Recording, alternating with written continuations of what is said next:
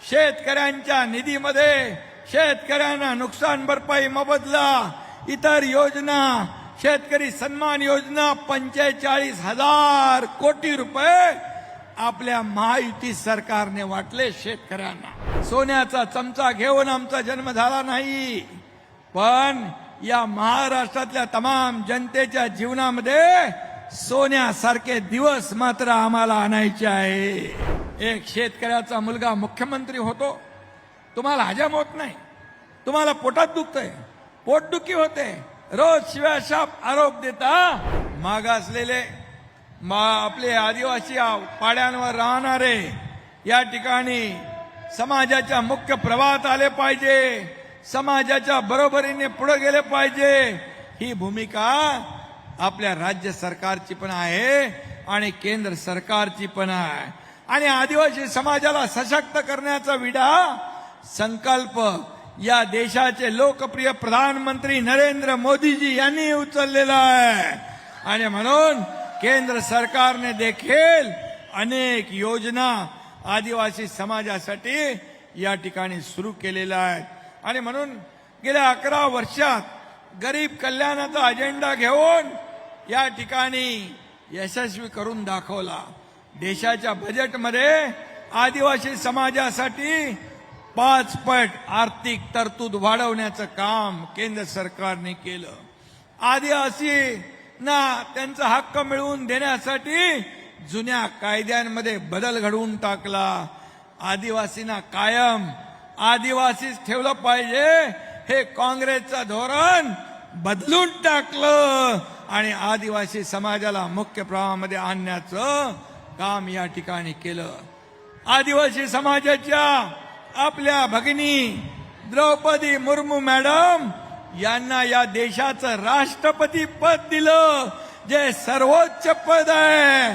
राष्ट्रपती पद ही कोण आहे तर आदिवासी आमची बहीण द्रौपदी मुर्मू मॅडम.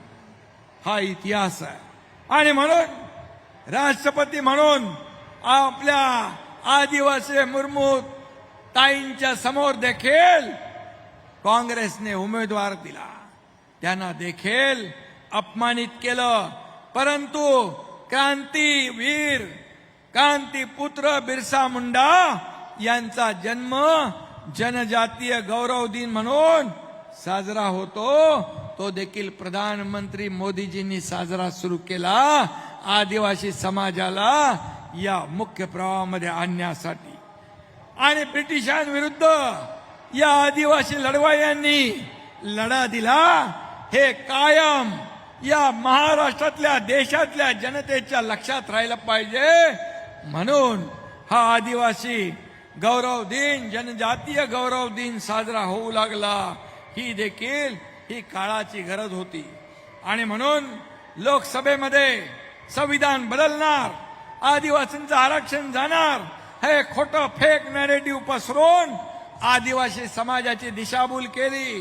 परंतु त्यानंतर झालेल्या विधानसभेच्या निवडणुकांमध्ये देखील महाविकास आघाडीचं सरकार येणार म्हणून मुख्यमंत्री, उपमुख्यमंत्री, मंत्रिमंडळ, पालकमंत्री सगळ्यांचं वाटप करून टाकलं.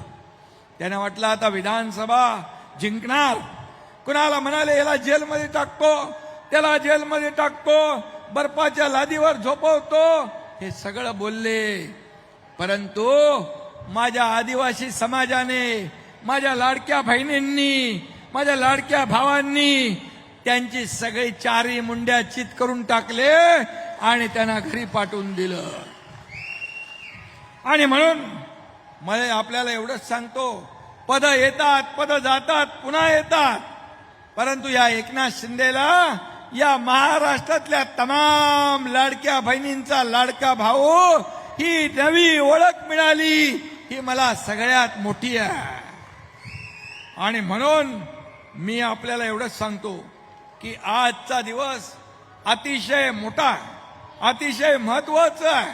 आणि म्हणूनच मी तुम्हाला खात्री देतो, मी तुम्हाला शब्द देतो की शिवसेना कधीही या ठिकाणी आपल्या आदिवासी समाज, लाडक्या बहिणींना पण सांगून ठेवतो, लाडकी बहीण योजना सुरू केली त्या विरोधक म्हणाले चुनावी जुमला आहे, हे खोटं आश्वासन आहे. परंतु एकनाथ शिंदे, देवेंद्रजी, अजितदादा यांनी लाडकी बहीण योजना आम्ही सुरू केली. तुम्हाला मी सांगतो, कोणी किती काही म्हटलं, किती अफवा पसरवल्या विरोधकांनी, तरी लाडकी बहीण योजना कधी बंद होणार नाही. आणि आम्ही अनेक घोषणा केल्यात, वचनं दिलेली आहेत. शेतकऱ्यांची कर्जमाफी देखील आम्ही म्हणालोय. आणि म्हणून सांगतो, हे शब्द देणारं सरकार आहे, शब्द पाळणारं सरकार आहे. आणि म्हणून जे जे काही आम्ही बोललोय ते टप्प्याटप्प्याने आम्ही पूर्ण केल्याशिवाय राहणार नाही. आम्ही प्रिंटिंग मिस्टेक म्हणणार नाही. कारण शेतकरी आमचा मायबाप आहे, अन्नदाता आहे. मी मुख्यमंत्री असताना 2.5 वर्षामध्ये शेतकऱ्यांच्या निधीमध्ये शेतकऱ्यांना नुकसान भरपाई मोबदला, इतर योजना, शेतकरी सन्मान योजना 45,000 कोटी रुपये आपल्या महायुती सरकारने वाटले शेतकऱ्यांना. आतापर्यंतच्या इतिहासामध्ये कधी असं झालं नव्हतं. आणि तुम्ही देखील भरभरून या विधानसभेच्या निवडणुकीमध्ये आशीर्वाद दिला. आदिवासी समाजाने दिला, लाडक्या बहिणींनी दिला, लाडक्या शेतकऱ्यांनी, लाडक्या माझ्या भावांनी. आणि 232 विधानसभेत 288 पैकी 232 आमदार तुम्ही निवडून दिले. आतापर्यंतच्या इतिहासामध्ये कधी झालं नव्हतं. हा इतिहास तुम्ही घडवला.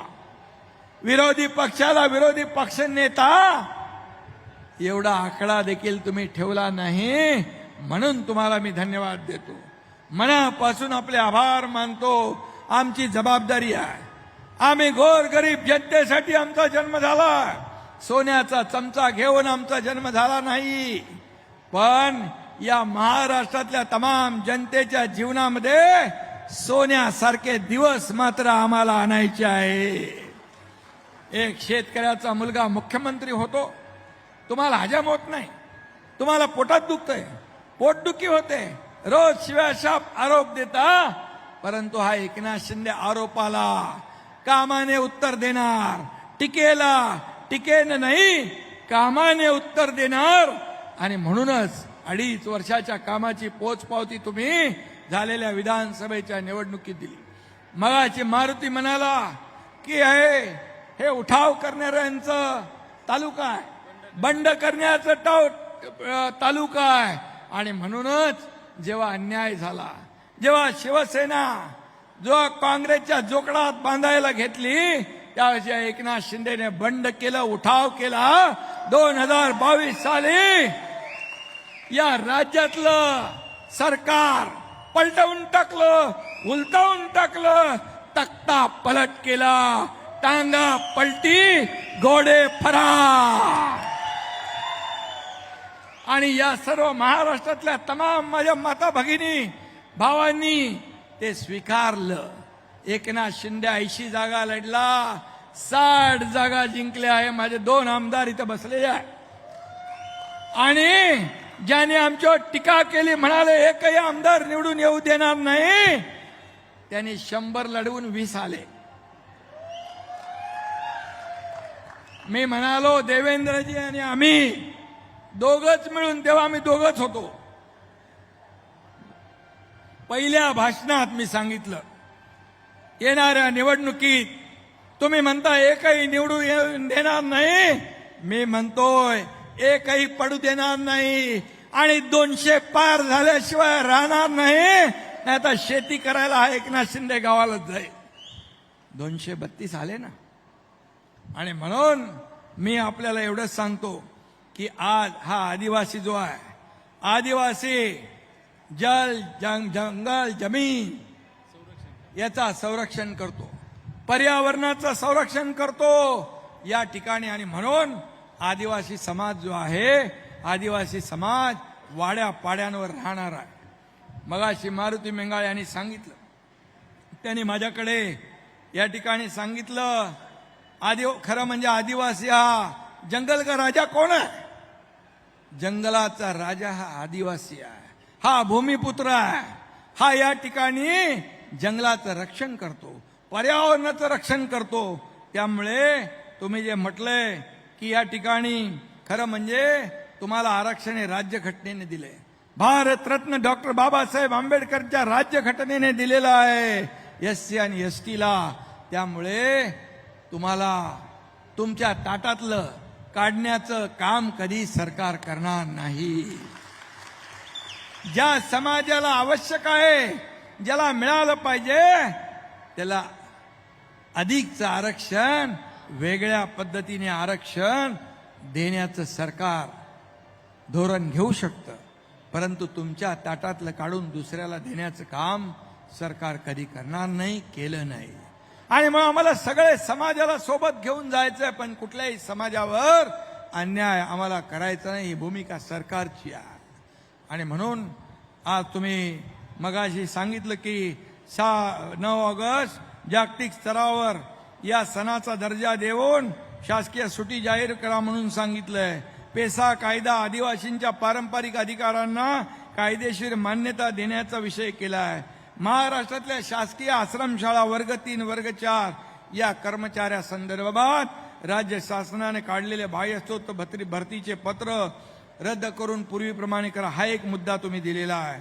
महाराष्ट्रातील आदिवासी बांधवांच्या ताब्यात कसत असलेल्या वनजमिनी वनपट्टे त्यांच्या नावावर झाले पाहिजे, ही एक मागणी आहे. त्याचबरोबर महाराष्ट्रातील पेसा अंतर्गत ग्रामपंचायत अधिकारी यांचं मानधन वाढवावं, मानधन तत्वावर त्यांना नियुक्ती द्यावी. माळुंगे सोंगाळवाडीचं तर मी बोललेलो आहे. हे सर्व जे काही निवेदन आहे या बाबतीमध्ये मी स्वतः लक्ष घालून या ठिकाणी मुख्यमंत्री महोदय आणि संबंधित सर्व लोक यांच्याशी चर्चा करून यावर देखील आपण निर्णय घेऊ. सरकार सकारात्मक आहे, सरकार या ठिकाणी तुमच्या बाजूचं आहे. आणि म्हणून सर्वसामान्यांचं सरकार म्हणतो आपण. सर्वसामान्यांना 2 स्मारक आहेत, राघोजी भांगरे आणि राया ठाकर या दोघांचे जे स्मारक आहे, ते मारुतीचं म्हणणं आहे ते त्याचं स्मारकाचं सुशोभीकरण करायला पाहिजे. त्याला जेवढे पैसे लागतील ते देण्याचं काम आपलं सरकार करेल, तिथं कुठेही पैसे कमी पडणार. मी मुख्यमंत्री असताना 2000 कोटी रुपये या मतदारसंघात या तालुक्याला देणार आहे एकनाथ शिंदे आहे. आणि म्हणून या ठिकाणी मी हे तर आपले क्रांती सूर्य आहे. खरं म्हणजे हे आपले स्वातंत्र्यासाठी ज्यांनी लढा दिला त्यांचं उचित स्मारक झालं पाहिजे, सरकारची भूमिका. आणि म्हणून तिथेही कुठेही सरकार मागे राहणार नाही. आणि जे काही आपण मला निवेदनं दिलेली आहेत, ही कुठं आणखी क्रांतीवीर राघोजी भांगरे यांच्या जन्मदिना ठिकाणी जन्मभूमीत तिरंगा ध्वजारोहण होण्यासंदर्भात देखील एक मागणी केलेली आहे. खरं म्हणजे हा अभिमान आहे. सरकार आपल्या पाठीशी आहे. त्यामुळे क्रांतीवीर राघोजी भांगरे सारखे क्रांतीवीर यांच्यामुळे आपण आज सगळे सण उत्सव साजरे करतो. आणि म्हणून तिरंगा हा फडकलाच पाहिजे, अभिमानाने फडकला पाहिजे.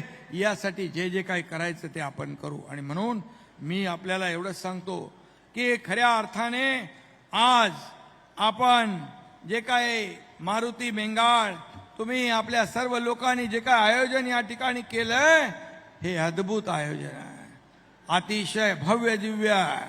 मला वाटतं पुढच्या वर्षी तुमचाच रेकॉर्ड तुम्हीच मोडू शकता, दुसरा तिसरा कोणी मोडू शकत नाही. सोशल मीडियाच्या भाऊ गर्दीत विश्वासार्हतेने चकाकणारे नाव म्हणजे लेट्सअप मराठी. सगळ्यांना, सगळ्या नागरिकांना ती स्पीच, ती लेट्सअप वरील मुलाखती म्हणजे विचारांचा खजिना. त्यानंतरच्या निवडणुकीमध्ये मला सोडून गेले. बातम्या केवळ वस्तुस्थिती सांगणाऱ्या, न प्रोपगंडा, फक्त जनतेचा अजेंडा. क्योंकि आने वाला कल जाने वाला है, जाने वाला कल आने वाला है. राजकारण, मनोरंजन असो की क्रीडा क्षेत्र, महाराष्ट्राची स्पंदने संवेदनशीलतेने टिपणारे माध्यम म्हणजे लेट्सअप मराठी. जगासोबत एक पाऊल पुढे राहण्यासाठी लेट्सअपचे ॲप, सोशल मीडिया आणि वेबसाईट सोबत कनेक्टेड रहा.